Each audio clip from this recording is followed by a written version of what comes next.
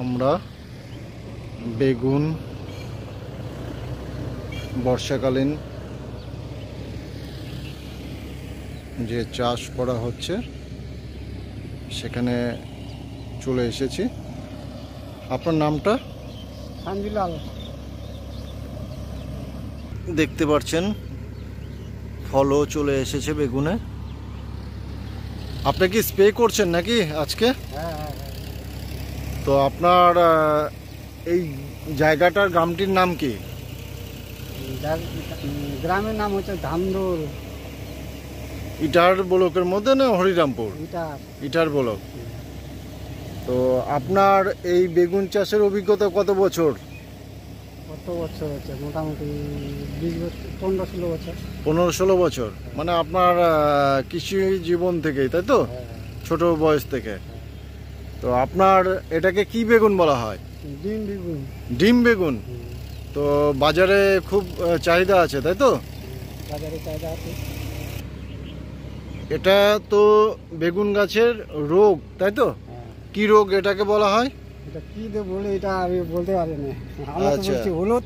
হলুদ। তো আপনাকে স্প্রে করলে কি ভালো হবে আপনার মনে হয়?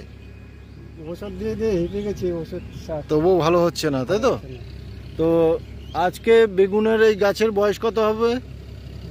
2 মাস। 2 মাস। ফল কি বিক্রি করেছেন নাকি এখনো করেননি? কেবল শুরু করছি।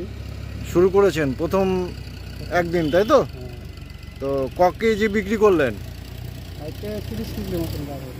30 কেজি। কত করে বাজারে দাম? 40 টাকা। 40 টাকা। বাহ, দেখুন বন্ধুরা, প্রচুর ফুল এসেছে, ফলও ধরেছে, কিন্তু এখানে একটি সমস্যা দেখা যাচ্ছে। গাছটি কিছু পাতা হলুদ হয়ে গেছে। এটা একটা পায় রোগ, তার জন্য উনি স্প্রে করছেন। আর বর্ষাকালীন যেহেতু এটাকে আপনাকে সুন্দর করে আরও চাষ করতে হবে, ভালো করে এটাকে যত্ন নিতে হবে। তো ক কাঠা জমি আছে এখানে আপনার? 9 কাঠা মতো। 9 কাঠা। তো বাজারে 40 টাকা দাম, বাজার কি সঠিক আছে না কম পাচ্ছেন? বাজারটাই সঠিক আছে। সঠিক আছে বেগুনের খরচা হিসাবে, খরচা অনুযায়ী।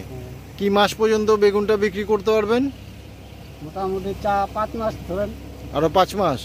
তার মানে প্রায় অর্ঘান মাস চলে যাবে নাকি? তো তারপরে অন্য কিছু চাষ করবেন নাকি আবার বেগুনই করবেন? না। তো আজকে আপনারা দেখতে পারলেন আমাদের এই বেগুন। এই দেখুন ফুল, ফল।